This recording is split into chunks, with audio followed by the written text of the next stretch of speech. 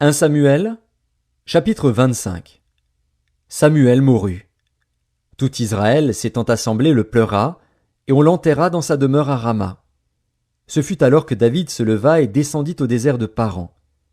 Il y avait à Maon un homme fort riche, possédant des biens à Carmel.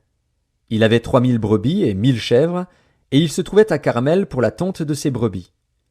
Le nom de cet homme était Nabal, et sa femme s'appelait Abigaïl. C'était une femme de bon sens et belle de figure, mais l'homme était dur et méchant dans ses actions. Il descendait de Caleb.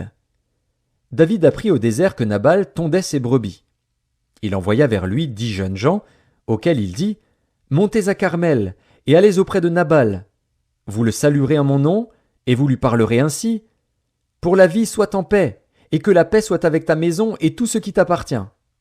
Et maintenant, j'ai appris que tu as les tondeurs. Or tes bergers ont été avec nous.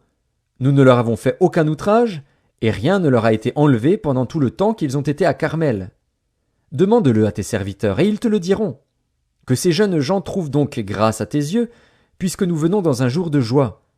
Donne donc, je te prie, à tes serviteurs et à ton fils David ce qui se trouvera sous ta main. » Lorsque les gens de David furent arrivés, ils répétèrent à Nabal toutes ces paroles, au nom de David. Puis ils se turent. Nabal répondit aux serviteurs de David, « Qui est David, et qui est le fils d'Isaïe ? Il y a aujourd'hui beaucoup de serviteurs qui s'échappent d'auprès de leur maître.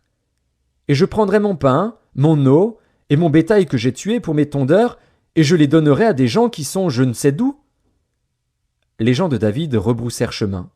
Ils s'en retournèrent, et redirent, à leur arrivée, toutes ces paroles à David. Alors David dit à ses gens, « Que chacun de vous saigne son épée. » Et ils saignirent chacun leur épée. David aussi saignit son épée, et environ 400 hommes montèrent à sa suite. Il en resta 200 près des bagages. Un des serviteurs de Nabal vint dire à Abigaïl, femme de Nabal, « Voici, David a envoyé du désert des messagers pour saluer notre maître, qui les a rudoyés. Et pourtant ces gens ont été très bons pour nous. Ils ne nous ont fait aucun outrage, et rien ne nous a été enlevé tout le temps que nous avons été avec eux lorsque nous étions dans les champs. Ils nous ont nuit et jour servi de muraille tout le temps que nous avons été avec eux, faisant paître les troupeaux. Sache maintenant et vois ce que tu as à faire, car la perte de notre maître et de toute sa maison est résolue, et il est si méchant qu'on ose lui parler. » Abigaïl prit aussitôt 200 pains, 2 outres de vin, 5 pièces de bétail apprêtées, 5 mesures de grains rôtis, 100 masses de raisins secs et 200 de figues sèches. Elle les mit sur des ânes, et elle dit à ses serviteurs, « Passez devant moi, je vais vous suivre. » Elle ne dit rien à Nabal, son mari. Montée sur un âne, elle descendit la montagne par un chemin couvert. Et voici, David et ses gens descendaient en face d'elle, en sorte qu'elle les rencontra. David avait dit, « C'est bien en vain que j'ai gardé tout ce que cet homme a dans le désert, et que rien n'a été enlevé de tout ce qu'il possède. Il m'a rendu le mal pour le bien. Que Dieu traite son serviteur David dans toute sa rigueur, si je laisse subsister jusqu'à la lumière du matin qui que ce soit de tout ce qui appartient à Nabal. » Lorsqu'Abigaïl aperçut David, elle descendit rapidement de l'âne, tomba sur sa face en présence de David et se prosterna contre terre. Puis, se jetant à ses pieds, elle dit, « À moi la faute, mon Seigneur. Permets à ta servante de parler à tes oreilles, et écoute les paroles de ta servante. Que mon Seigneur ne prenne pas garde à ce méchant homme, à Nabal, car il est comme son nom. Nabal est son nom, et il y a chez lui de la folie. Et moi, ta servante, je n'ai pas vu les gens que mon Seigneur a envoyés. Maintenant, mon Seigneur, aussi vrai que l'Éternel est vivant et que ton âme est vivante, c'est l'Éternel qui t'a empêché de répandre le sang et qui a retenu ta main. Que tes ennemis, que ceux qui veulent du mal à mon Seigneur soient comme Nabal.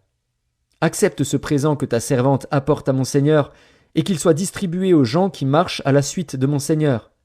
Pardonne, je te prie, la faute de ta servante, car l'Éternel fera à mon Seigneur une maison stable.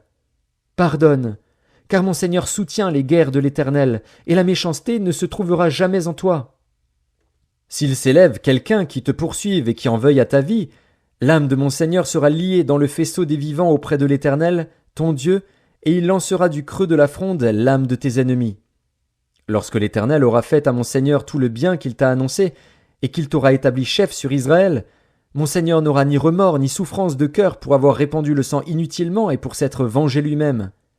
Et lorsque l'Éternel aura fait du bien à mon Seigneur, souviens-toi de ta servante. » David dit à Abigaïl, « Béni soit l'Éternel, le Dieu d'Israël, qui t'a envoyé aujourd'hui à ma rencontre. Béni soit ton bon sens, et béni sois-tu, toi qui m'as empêché en ce jour de répandre le sang, et qui as retenu ma main. Mais l'Éternel, le Dieu d'Israël, qui m'a empêché de te faire du mal, est vivant. Si tu ne t'étais hâté de venir au-devant de moi, il ne serait resté qui que ce soit à Nabal, d'ici à la lumière du matin. » Et David prit de la main d'Abigaïl ce qu'elle lui avait apporté, et lui dit, « Monte en paix dans ta maison. Vois, j'ai écouté ta voix, et je t'ai favorablement accueilli. » Abigaïl arriva auprès de Nabal. Et voici, il faisait dans sa maison un festin comme un festin de roi. Il avait le cœur joyeux, et il était complètement dans l'ivresse. Elle ne lui dit aucune chose, petite ou grande, jusqu'à la lumière du matin. Mais le matin, l'ivresse de Nabal s'étant dissipée, sa femme lui raconta ce qui s'était passé. Le cœur de Nabal reçut un coup mortel, et devint comme une pierre.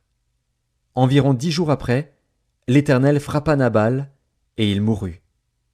David apprit que Nabal était mort, et il dit, « Béni soit l'Éternel, qui a défendu ma cause dans l'outrage que m'a fait Nabal, et qui a empêché son serviteur de faire le mal.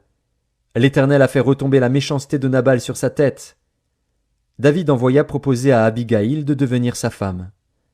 Les serviteurs de David arrivèrent chez Abigaïl à Carmel, et lui parlèrent ainsi, « David nous a envoyés vers toi, afin de te prendre pour sa femme. » Elle se leva, se prosterna le visage contre terre, et dit, « Voici, ta servante sera une esclave pour laver les pieds des serviteurs de mon Seigneur. » Et aussitôt Abigaïl partit, montée sur un âne, et accompagnée de 5 jeunes filles. Elle suivit les messagers de David, et elle devint sa femme. David avait aussi pris Akinoam de Jizréel, et toutes les 2 furent ses femmes. Et Saül avait donné sa fille Michal, femme de David, à Palti de Galim, fils de Laïch.